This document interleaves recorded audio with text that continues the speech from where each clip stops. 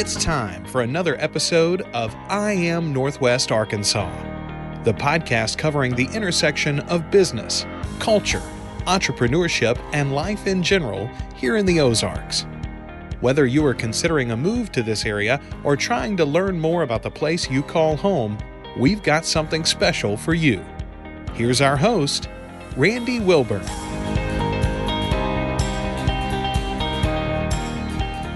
Hey folks, and welcome back to another episode of I Am Northwest Arkansas. I'm your host, Randy Wilburn. I'm excited to be with you today. As always, I am back in the Furman Garner Performance Studio. It's been a couple of weeks since I recorded a podcast episode. I've been traveling a little bit and, well, summer is summer. So it is nice to be back behind the mic. And I'm really excited today because not only am I sitting down with an individual that's going to really share some amazing information about the wonderful land that we get to survey on a regular basis, whether driving to the grocery store or heading out to work or taking a run on the weekend or a mountain bike trail. This individual is one of the people that is a good steward for our land community, and he is none other than Marson Nance. And Marson is the Director of Philanthropy with the Northwest Arkansas Land Trust. And Marson's also a neighbor of mine, so I've known him for some time. He has kept the pond in our neighborhood in shape for several years, and we really appreciate him in more ways than one. And when he reached out to me and said, "Hey, I'd love to be on the podcast," I was like, "Yeah, why not? I'd love to have a talk about the land in this area," because I know people coming to Northwest Arkansas, they see the pictures, they hear the stories about how beautiful the land is and how beautiful the Ozarks are, but you really can't appreciate it until you come here. You really can't. And it's just hard. And so without further ado, I want to welcome Marson Nance to the podcast today to talk to us a little bit about why this land is so precious that we have here in Northwest Arkansas. I mean, all land is precious, but this land is special. Northwest Arkansas, the Ozarks, I tell people all the time, don't knock it until you've tried it. When you come here, you'll understand why. But I think Marson, if nothing else today, and I hope I don't hype him up too much, will really paint a picture for you of why land conservation is so important, especially right here in Northwest Arkansas. Marson Nance, how are you doing? Good. Thank you, Randy. I'm excited to be here. Yeah, absolutely. Absolutely. Well, listen, real quickly, why don't you give us your quick superhero origin story? Just tell us a little bit of your background. How you ended up as Director of Philanthropy with the Northwest Arkansas Land Trust. You guys are based right here in Fayetteville, right? Yeah, we sure are. We're based in the old Ozark Mountain Smokehouse down on MLK. That's what I thought. Okay, cool. Well, go ahead. Yeah, thanks, Randy. Yeah, so I was a non-traditional student. I grew up in Western North Carolina. I worked for a family business. And when the recession hit, my wife convinced me I probably need to go back to college. And so I graduated from the University of North Carolina at Asheville with a degree in environmental science, and I concentrated in ecology and biology. After college, we moved to Las Vegas, Nevada for my wife's work, and I became a environmental consultant there working with endangered species on huge, large-scale government energy and infrastructure projects, solar arrays and wind farms and highway projects, and worked primarily with desert tortoises out there. My company transferred us to Orlando, Florida, where we were for a couple of years. So we've kind of traveled all around. I left the company and went to work for Orange County government as a lake manager in the Orlando area, where I managed about 2,000 acres of surface water in Orlando. And there are a lot of lakes in Florida. There's a lot of lakes. Yeah, I think there's over 600 named lakes just in Orange County. Yeah, I worked there for several years. I worked alongside local advisory councils that were appointed by the county commission for water quality and lake management, invasive species removal and stormwater, all kinds of stuff like that. And we started having kids and we're looking for maybe a smaller community, and we kind of miss being in a mountainous area. We are from Western North Carolina. So I started looking around. I had interned with the Nature Conservancy and the U.S. Fish and Wildlife Service when I was in college. And so I kind of knew about land trusts, but had never actively been involved with one. Yeah. And so, I just hit Indeed and was looking up jobs and found Northwest Arkansas Land Trust that was looking for a land steward. And never been to Arkansas other than cruising down I-40 as we made our way back and forth across the country. And the first time I came to Fayetteville was for the interview, and it immediately felt like home. It was amazing. It felt a lot like where I'm from in North Carolina. But, I grew up near a college town, and I really enjoyed that. And I called my wife, and she's like, "We're really going to move to Arkansas." And I was like, "Yeah, it's awesome."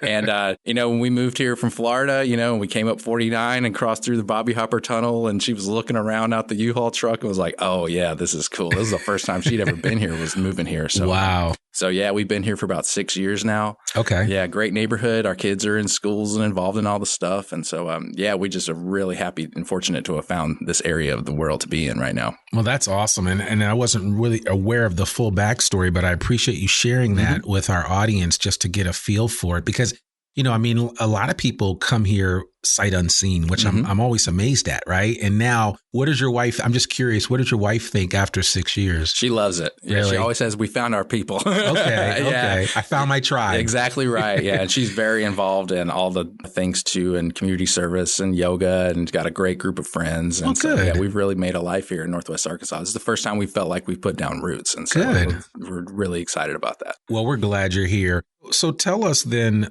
because it sounds like you kind of fell backwards into a really great opportunity with the land trust. Tell us a little bit about the land trust and the history of this organization. For sure. So yeah, the land trust, we were founded in 2003 by local community members that were seeing, the development starting to happen in the region. And they were concerned that we may lose some parts that they felt were really critical for quality of life here in Northwest Arkansas. And so they got together, they started the land trust. They got a few little small grants. One was from Walton Family Foundation. One was from Beaver Water District to start working on projects. And it wasn't really until 2009 that we really had our first big project. They were all volunteer board at the time. So they were working their own jobs and running the land trust too, and trying to get accredited and trying to get up and running as a nonprofit. Anybody that, starts a nonprofit knows what kind of undertaking that is.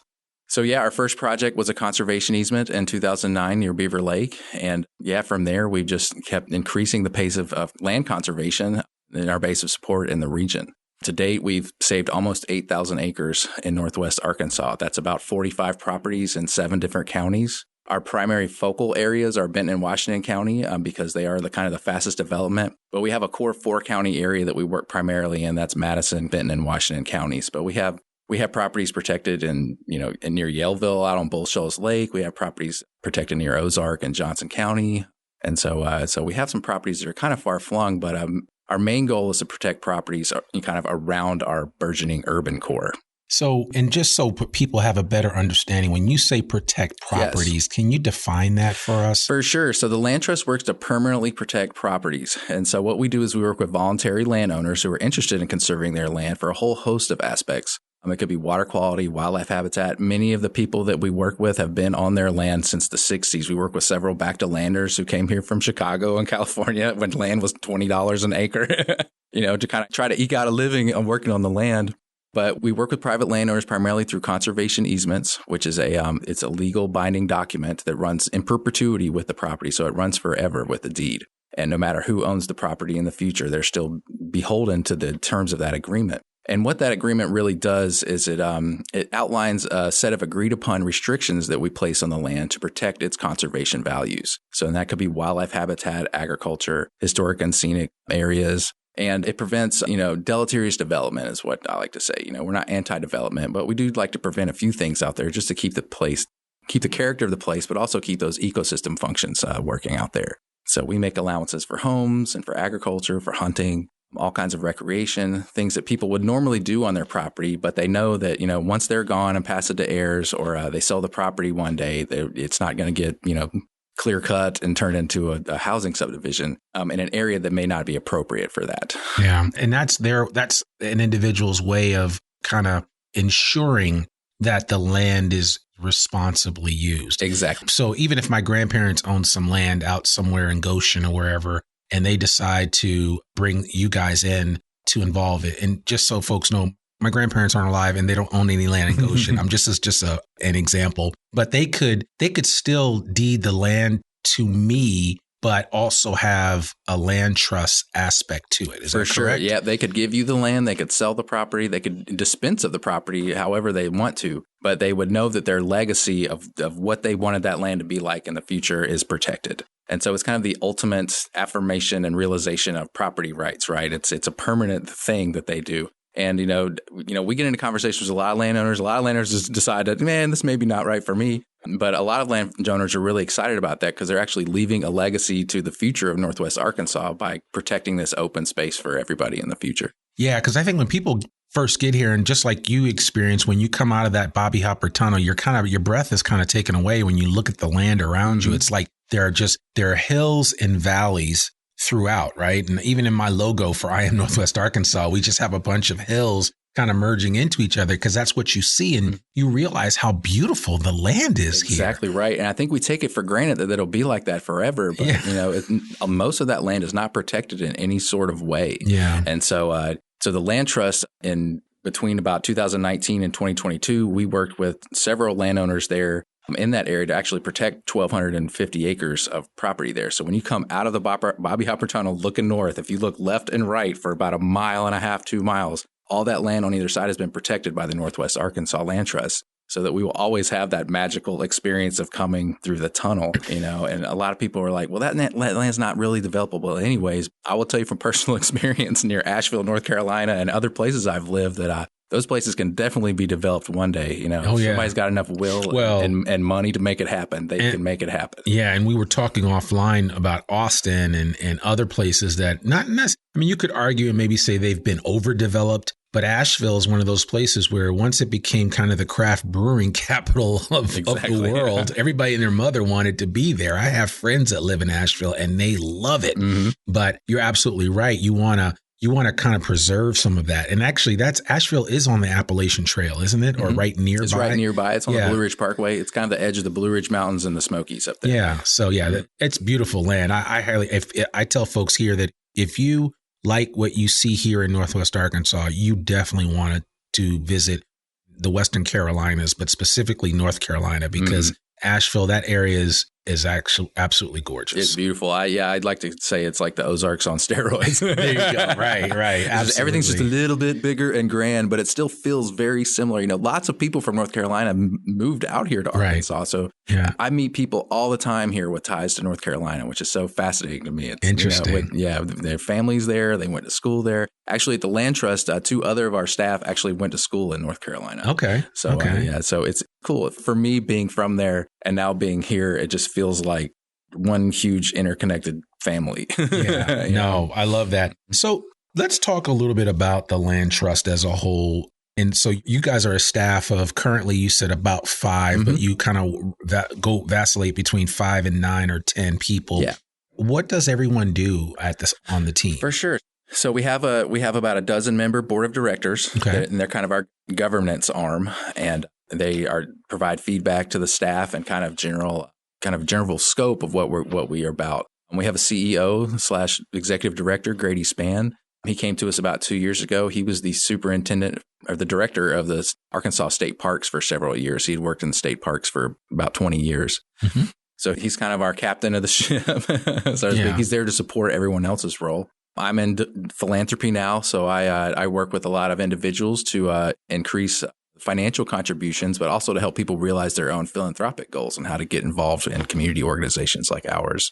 We have a director of land protection, Pam Nelson, and she works directly with landowners to start conservation projects, identifying strategic areas in Northwest Arkansas where we like to protect more land. She's the primary person who drafts our conservation easements with our landowners. She's also a primary point of contact for many of the other nonprofit and government partners that we work with as well. We have Renee Snagaki, who is our director of land stewardship. She oversees our land management work on properties that we own. We own a lot of properties that many of them are open for public access. So she works a lot with endangered species, plant removal. She works with trail maintenance and infrastructure like that for public access. She's also manages our conservation easement monitoring program. So once we put a piece of land in conservation, we're on the hook forever to then monitor and defend that easement from any sort of violation. And so she goes out annually and sometimes more often to all our properties and meets with the landowners and sees what's going on in the land and just kind of take an overall assessment of what's going on out there to make sure that the things we all agree to are being adhered to. Very rarely is it a landowner who violates the conservation easement. It's usually a third party, a neighbor that doesn't know where the property line is or puts a fence up somewhere weird, that kind of stuff. But it's almost like you guys end up advocating for the landowner in some instances. Exactly right. So part of what we do is we get into the defense of conservation easements. And so if we have we have a couple ongoing ones right now, But yeah, if somebody were to come over the property line and cut down trees and stuff, then we're responsible for making sure that that's mitigated, right? And so in very rare circumstances, it can be going to court. Most often, though, it's amicably resolved through agreements that we have that kind of try to fix what was done before. We don't ever want to go after people, but sometimes you have to defend the thing that you're set up to protect. Sure. And so with Renee, we have Evan Johnson, who's our conservation easement manager, and he works directly with landowners on drafting those agreements and kind of in the negotiation process of determining the terms of the easement. Yeah. And I just want people to be clear and understand that this is not, you guys are not the kind of organization that takes eminent domain over anything like that. Because I think sometimes people probably conflate the two and say, oh, no, you guys are taking people's land. And that couldn't be further from the truth. No, we don't take anyone's land. It's all voluntary. We like to say that we don't save land from people. We save land for people. Okay. And so, we're not the government. We're not coming in to take anybody's land. We recognize that we need a lot of development still to occur in Northwest Arkansas. Yeah. Housing is a big, huge issue right now that we've been in conversations about with other organizations. Yeah, that's what Northwest Arkansas Council on Groundwork is doing, exactly and so many others, because we have to be more intentional about how we continue to grow. Exactly right. And so as a philosophy, it's not always right to try to protect small little parcels within the urban core when they could be something that's more valuable to the region. And housing is one of those things. A lot of the land we protect is around the urban core. If you look at our strategic land plan, it basically makes a big loop from, if you started at the Boston Mountains by the tunnel and went east to the Kings River and then up to the Missouri line and then back around, it makes a big loop basically around. What we're trying to do is preserve this backdrop, right? And preserve easy access to nature. What's so cool about Northwest Arkansas, and it's different than any other place I've lived except maybe North Carolina, is that within 15 or 20 minutes of in any direction, you can be outside and actually feel like you're in nature. And far away from a lot of people. Exactly right. When I lived in Orlando, it took me an hour to get outside of town just to get out into some nature. And then it was full of people. So that's what we're trying to protect, is that quality of life aspect that we all enjoy and love. The outdoors are such a huge part of our economy and our social structure here. And we really want to protect that so that future generations can enjoy those things that we enjoy right now. Yeah. No, I mean, you're speaking my language, and I think it's important. I love the word that you guys use, land steward, right? Yes. I mean, I think we're all called to be good stewards of the things that we're entrusted with. So somebody entrusts this land to you guys, and they want to make sure that it lasts for a long time and has the intended effect that they're hoping that it has, right? Because land means different things to different people. And I think it's important for all of us to recognize that if we don't take care of the land that we see and survey, that we run the risk of seeing the land end up in a situation and in a position that's not something that we would ever hope for. For sure. And it's important for our quality of life, for our water quality, which is all coming from Beaver Lake, from the Illinois River, which you can paddle all year long because it's spring fed, for air quality, for heat island effects, and for climate resiliency too. At Northwest Arkansas, it's really important, nationally and throughout the continent as an area of climate resiliency. And so as places like South Texas and the Southeast become warmer and warmer over time, the Ozarks provide kind of this bastion, this little oasis for species to be able to move and migrate through. And the Nature Conservancy's put out some really cool migration maps, and it shows the connection of wildlife from, South Texas up through the Ozarks, through the Cumberland Plateau, and all the way up to the Appalachian Mountains. And so us as an ecosystem is connected to everywhere else in the country. We don't even realize how important that is for species and biodiversity and our own climate resiliency as a civilization. Yeah. I mean, I think it's just most people probably realize it. It's just you guys are able to kind of put a face to the issue and say this is how it can be solved. And these are the things that we can be doing on a regular basis to make a difference in our communities. And you're starting right here in Northwest Arkansas. Yeah, for sure. So tell me a little bit, because you did tell me earlier that you guys are part of the National Land Trust Alliance. And there are a couple of other organizations in Arkansas, right? Because we are the natural state. But you told me about the Nature Conservancy and the Buffalo River Foundation. So can you kind of talk about how you guys work in concert with some of these other organizations and how together, you guys are like the Justice League of land conservation. Yes. Yes, we work with a lot of partners that have similar missions, but a little different scope. So yeah, we're part of a national organization called the Land Trust Alliance. In Arkansas, we're the first and only homegrown Arkansas-based land trust to receive a national accreditation. And this national accreditation, it puts in place best practices and standards that we must follow in order to maintain that accreditation, but in order to be the most effective land trust that we can be. And we partner with several different partners throughout the state on conservation projects. We're working on a project currently with Arkansas Natural Heritage Commission. They sent us a huge project years ago out on Bull Shoals Lake where we protected 900 acres. Didn't quite fit into their mission, but they knew the land trust would fit into ours. And so they passed that along to us. Now we have a project we're working on in Madison County that we're passing along to them. The Nature Conservancy is always a big supporter. They're an international organization of land conservation. They do a lot of other work other than land protection, but they have specific focuses, particularly karst cave ecosystems and underground aquifers and all the species that rely on those. They have a big focus on that in Northwest Arkansas. And so when projects come to them that may not necessarily fit within their scope, they send them along. If we know there's a big karst project that may need to occur, that we've been actively engaged with landowners, we will reach out to them as well and partner with them to make those connections. We partner with Arkansas Game and Fish Commission on a lot of land restoration projects as well, and U.S. Fish and Wildlife Service on projects. They have a focus on endangered species in the region, and so we pass along information and share maps and data and things we find on our own private properties. It's hard for government organizations to get onto private lands. So as being holders of easements on private lands, we can make a lot of those connections for these agencies just as a data collection thing to know where plants and animals are that are of conservation concern. Yeah. Do the landowners have to give you permission to be able to do that? Okay. Yeah, we can't just go on a property and do whatever we want. The landowner's still the landowner, right? Okay. Yeah. And I think people need to hear that because everybody's always like, well, Big Brother's watching. I mean, technically Big Brother is always watching, but there's always a system of checks and balances that you guys follow for sure to ensure and maintain the legal ownership. Exactly right. We don't pass along any data without the land trust or without that landowner, signing off on that. We don't just enter people's property to do stuff. We're allowed to enter one time a year to monitor. Everything else is based on landowners reaching out to us and saying, hey, I've got this thing going on. Would you guys come and take a look? So, it's important to know that, the land is still the landowners. It's not our property. We do not get the property unless they donate it outright to us. Right. When we have an easement on a property, it's still, they've basically given us development rights. Every piece of property is like a bundle of sticks. And so you've got development rights, you've got water rights, mineral rights, all these things attached to it.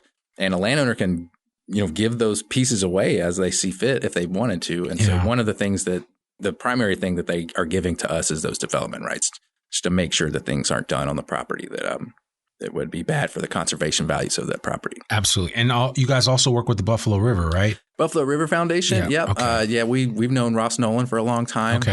And he's a friend of the Land Trust. Their board are friends of us and our friends. And so, we're all connected. They focus only in the Buffalo River watershed. Sure. So if we have landowners in Newton County that reach out to us as being a land trust, we send them their way first because that's their priority as a partner. And so we make those connections for them as well. Yeah. I mean, a lot of people don't know about the Buffalo River. It's the first national river. Yeah. It celebrated 50 years in 2022. Mm-hmm.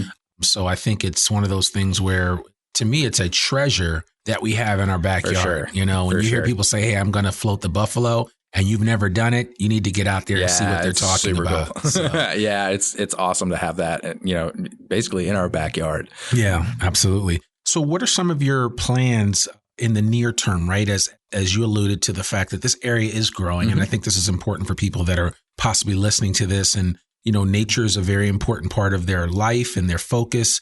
And they want to move here, but they don't want to move to a place that's overdeveloped or anything like that. What are your plans, or what are some of the strategic objectives of you guys over the next 5 or 10 years? Yeah. So right now we're working on a campaign called 10K for NWA. Like I said before, we've saved about 8,000 acres in the region. We're really trying to make a push to 10,000 acres. That's like a first real benchmark for us, is to reach that goal. In 2020, we created a strategic land protection plan, and that was with data from the Nature Conservancy and Open Space Institute. And is that available on your website? Yeah. Okay. It's on the website. We'll link to that in the show notes. Yeah. And you'll see it. It makes a big loop around around our urban core, right? And so really what we're trying to do is get to that 10,000 acre mark. We really have priorities in the Beaver Lake watershed because that is our source of drinking water. And so we're partnering on several initiatives and programs with Beaver Watershed Alliance and Beaver Water District and other partners to protect lands there, particularly in the headwaters area and in the War Eagle Creek area for drinking water quality. If Beaver Lake gets dirty, it's going to cost more money to treat the water. It's going to be passed down to everybody else. And so to keep that economy flowing, we really need to protect the water, just not for the economy only, but for all kinds of reasons. But that's a primary objective. Also, the Illinois River watershed, we have a priority area there. We're working with IRWP on some initiatives, potential initiatives that will help us protect more lands there in the future. Illinois River over on the Oklahoma side is like a wild and scenic river. It's like their version of the buffalo almost. Yeah. And so there's been a lot of politics and a lot of lawsuits and things over that river over the past, 25 or 30 years. But it's getting better. We're seeing the water quality improve on the Arkansas side, which is really good. But a further land protection, especially within riparian areas, those areas that are right along the streams, they're really critical for preventing sediment and pollution and things like that from getting in there. So protecting lands in those areas is going to be a priority going forward. It has been a priority for the Land Trust for a long time. And just improving our own public accessible nature preserves. We have Wilson Springs here in Fayetteville. We have several in Springtown, which is a little town up in Benton County. Our Lake Francis Preserve, where the Ozark Enduro Light, that just happened yesterday out there. It was our first big event out there. That preserve is 800 acres right next to the Woka Whitewater Park on the Arkansas-Oklahoma line. Oh, I know where that is. Yeah. It's super cool what's going on out there. And so we have a dozen or so miles of mountain biking and paved multi-use trails on our side of it. Woka's got their own trails. They all connect together. It's beautiful out there to go ride bikes and hike. So improving public access out there. We just got the property a year or two ago. And so Trailblazers, we work with them to get some mountain biking infrastructure there on the north side. But just expanding opportunities for people to get outside and really see what the Land Trust does. Listen, I love to hear how you guys work in concert with other organizations, NWA Trailblazers and so many others. And that to me is one of the hallmarks of collaboration in Northwest Arkansas. And we said it before we started recording that, this is one of the most giving areas that I've been a part of. Mm-hmm. I say it again. Anybody that asks me, what's one of the first things I tell them about this area is that people are really giving. They're giving of themselves, of their time, of their talent, and of the money that they have, or their resources. So I think it's important. But can you just, as we wind up here, can you maybe kind of walk us through ways that individuals that are listening to this, that are already here and are like, I'm about the land, I'm about making sure that we can entrust things for our kids and our kids' kids. How can people get involved with the Northwest Arkansas Land Trust in multiple ways? I know there's ways to give. You could donate land, but just kind of walk us through the different ways that people can get involved with the Northwest Arkansas Land Trust. Yeah, for sure. Yeah, so we always need money, as any nonprofit does. Show me the money. We really depend on the community support. We really depend on everybody's dollars to help make this thing function. Yes, we do get some grants here from time to time, some foundation giving, that kind of stuff. But really the grassroots, so that's how we started. We're of the community. And so, we're getting ready to launch a brand new monthly recurring donor program. You kind of just set it and forget it and know that every month that you're making a contribution to boots on the ground work in land conservation and stewardship. We have an Adopt a Preserve program where we're partnering with local businesses to actually help fund the work for the public access work on our public access preserves, so hiking trails, educational signage, plant management, biological inventories, all that kind of cool stuff. We have several partners right now that we're working with on that. Volunteering is always a good way. We work with several corporate groups throughout the year to partner on, invasive species removal and litter cleanups and that sort of stuff. But there's lots of just individual volunteer opportunities as well at the Land Trust. We've had volunteers put up and monitor bluebird boxes on properties. We've had people just take pictures and send them to us of our properties. That's always valuable for a communications aspect, and sharing and following us on all our social media platforms, sharing our posts, being an advocate for open space preservation in the region. All that stuff goes a long way. So, anything, as simple as sharing a Facebook post to making a financial contribution, all that stuff is valuable to the Land Trust. Yeah. In-kind gifts are another way too. we're going to be looking for a new truck here pretty soon, a new work truck. Anybody got a Tacoma or a Ford F-150 out there? If you got a truck out there you're thinking about getting rid of, let us know. Donations to the Land Trust are tax deductible. They're charitable contributions. That's awesome. And so, in-kind gifts of tools, things like that. We've had people donate weed eaters and lawnmowers and things things of that nature. That's always valuable to have, just extra backup equipment and stuff. So, well, every little bit helps. Well, yeah, for sure. I think it does. For sure. Yeah. So certainly I would encourage anybody listening to this to really think long and hard about how, you can find a way to give back. And one way to simply do that would be to connect with Marson and his team at the NWA Land Trust and, figure out a way that what's comfortable for you. And ultimately, what does giving back look like for you? Because it may just be donating a weed eater. It might be donating an extra truck that you have sitting in the driveway that you need to make space for. It might be, some land that you want to ensure stays as pristine as it is today in 80 years. And that's where the Northwest Arkansas Land Trust can definitely help you out. And I certainly want to encourage everyone listening to go to their website at nwalandtrust.org. And that way you can learn more about Marson and the rest of his team and all the work that they're doing. But finally, do you have any final thoughts that you'd want to share with our audience about this beautiful place that we call home here in Northwest Arkansas, the Ozarks, as I like to call it? Yeah, for sure. When I look out there at the hills and the valleys and the creeks, that really is the backdrop to my life. And I know everyone's lives here, and that's the reason why we love it here so much is because of that natural open space. It's the natural state, which is funny. We overuse that a lot. But it's appropriate. It is very appropriate. Yeah. I've never lived in a state with a motto that really, was as fitting as Arkansas's. It is. But, we don't save land from people. We save land for people. And this is all for posterity. This is for the people that come after us to know what this place is all about. Be able to enjoy the things that we enjoy right now.